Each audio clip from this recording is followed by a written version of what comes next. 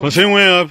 जी कल हम 3 बजे से फंसे हुए हैं जी, दोपहर के आप तो हम मरी वेदर को देखते रहते हैं, वेदर फोरकास्ट आप देखते रहते हैं, उसके बाद जानबूझ के खुदकुशी क्यों की है? आपने बल्कि कहा भी था कि स्नो बहुत हैवी है, तो उसके बावजूद फिर हमने रिस्क लिया।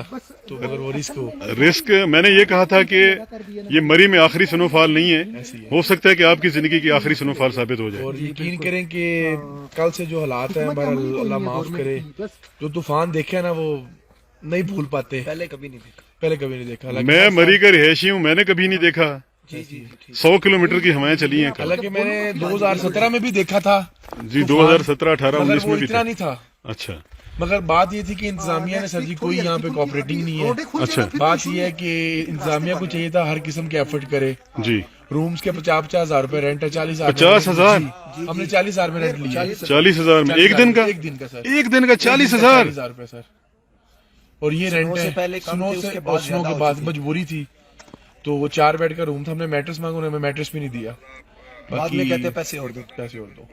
और चेकिंग टाउन 12 बजे का टाइम उन्होंने दिया होता। फिर हमने बाद में बहस की, हमने कहा जी हमने 12 बजे किसी सूरत नहीं करना, जब तक रोड नहीं खुलना हमने चेकआउट नहीं करना। सिटी गुजरावाला से आए हैं। आपकी गाड़ी कहाँ है?